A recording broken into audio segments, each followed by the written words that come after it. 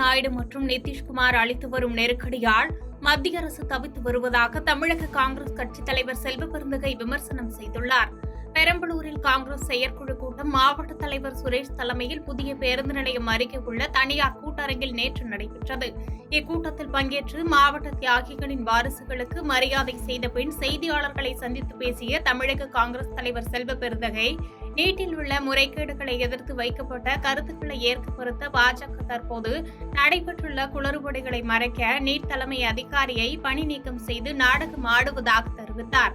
தொடர்ந்து நீட்டிற்காக மாணவர்கள் போராடி வருவதாகவும் மாணவர்களின் போராட்டம் பல மாற்றங்களை நாட்டில் ஏற்படுத்தியுள்ளதாக பேசிய அவர், சந்திரபாபு நாயுடு மற்றும் நிதிஷ்குமார் கூட்டணியில் சிக்கிக்கொண்டு தினமும் மத்திய பாஜக ஆட்சி தவித்து வருவதாக விமர்சித்தார். இப்ப காலையில கேள்விப்பட்டோம், லண்டன் பிரதமரா இருக்கிற ரிஷி சுனக் அவரும் இப்போ ரொம்ப யோசனைல இருக்காராம். என்னடா இவர் வேற வராற போட்டிக்கு அப்படின்னு. அதனால அவருடைய அரசியல் அவ்வளவுதான். ஆகையால தங்க மகன் இனிமே இப்படிப்பட்ட விமர்சனங்களை நிறுத்த வேண்டும் என்று அவருக்கு நாங்கள் கோரிக்கை வைக்கிறோம். மாணவர் புரட்சி தான் மிகப்பெரிய தேசத்தின் தலையெழுத்தை எல்லாம் மாற்றி இருக்கு, மாநிலங்களை மாற்றி இருக்கு. அதுக்கு பல முன்னுதாரணங்கள் இருக்கின்றன.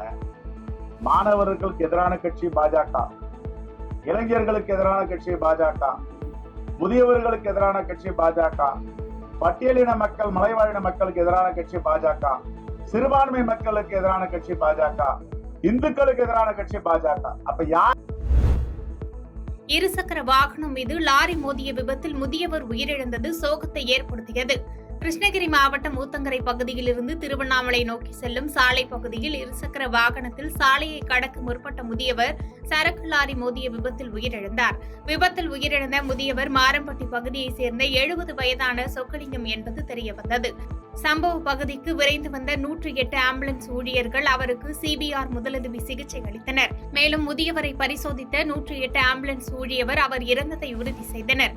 சம்பவ பகுதிக்கு விரைந்து வந்த ஊத்தங்கரை காவல்துறையினர் விபத்து ஏற்படுத்திவிட்டு தலைமறைவாகியுள்ள சரக்கு லாரி ஓட்டுநரை தேடி வருகின்றனர். மேலும் சரக்கு லாரியை காவல் நிலையத்திற்கு எடுத்து சென்று விபத்து குறித்து காவல் ஆய்வாளர் கந்தவேல் விசாரணை மேற்கொண்டு வருகின்றனர். சாலையை கடக்க முற்பட்ட முதியவர் உயிரிழந்த சம்பவம் குடும்பத்தாரிடையே சோகத்தை ஏற்படுத்தியுள்ளது. விரைவில் நீட் வேண்டாம் என்ற தகவல் வரும் என்று களியக்காவிளையில் நாடாளுமன்ற உறுப்பினர் விஜய் வசந்த் பேட்டி அளித்துள்ளார். 2வது முறையாக காங்கிரஸ் கட்சி சார்பில் நாகர்கோவில் நாடாளுமன்ற தொகுதியில் போட்டியிட்டு வெற்றி பெற்ற விஜய் வசந்த் பதவியேற்பு விழா முடிந்து களியக்காவிளைக்கு வந்தடைந்தார். காங்கிரஸ் கட்சியைச் சேர்ந்த நிர்வாகிகள், பிரமுகர்கள், தொண்டர்கள் பொன்னாடை போர்த்தியும் மலர்கொத்துகள் கொடுத்தும் அவரை சிறப்பாக வரவேற்றனர். தொடர்ந்து செய்தியாளர்களுக்கு பேட்டியளித்த விஜய் வசந்த், நீட் தேர்வு வேண்டாம் என முதலில் தமிழகத்தில் தான் குரல் கொடுக்கப்பட்டது. தற்போது தமிழகம் மட்டுமின்றி பல மாநிலங்களை சேர்ந்தவர்களும் நீட் தேர்வுக்கு எதிராக குரல் கொடுக்க தொடங்கியுள்ளனர். விரைவில் நீட் வேண்டாம் என்ற தகவல் வரும் என்று தெரிவித்தார். மேலும் விக்கிரவாண்டியில் இந்தியா கூட்டணி அமோக வெற்றி பெறும் என்று தெரிவித்தார். மேலும் இது தொடக்கம்தான். இந்தியாவில் ஆக்கப்பூர்வமான எதிர்க்கட்சியாக காங்கிரஸ் கூட்டணி கட்சிகள் செயல்பட்டு வருகிறது. வாக்களித்த மக்களின் கோரிக்கைகளை நிறைவேற்றுவது தங்களின் கடமை என்று தெரிவித்தார். அதாவது நீட் வேண்டாம் என்று முதலிலிருந்து தமிழகத்தில் தான் நம்ம குரல் கொடுத்துட்டு இருந்தோம். இப்போ தமிழகத்தையும் சேர்ந்து பல மாநிலங்கள் அதற்கு துணை நிற்கிறார்கள். ஏன்னா நீட் என்னன்னா அதற்கான இன்ஃப்ராஸ்ட்ரக்சர் எதுவுமே இல்லாமல் திடீர்னு ஒரு திணிப்பாக இருக்கக்கூடாது.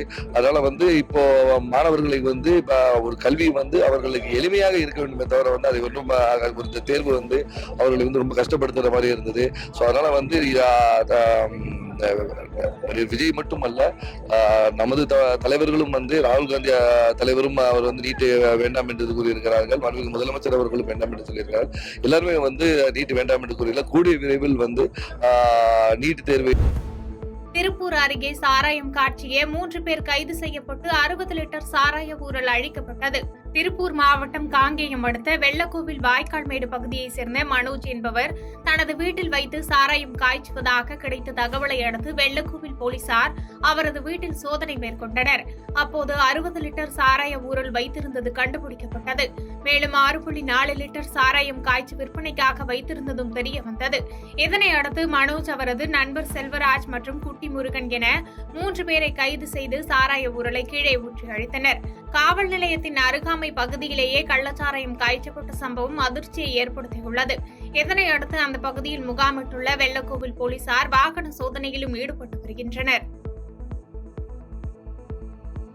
பாதகம் செய்பவரை கண்டால் நாம் பயங்கொள்ளலாகாது பாப்பா. மோதி மிதித்து விடு பாப்பா, அவர் முகத்தில் உமிழ்ந்து விடு பாப்பா. அண்மை செய்திகளை உடனுக்குடன் தெரிந்து கொள்ள இணைந்திருங்கள் இயம்நாடு தொலைக்காட்சியுடன்.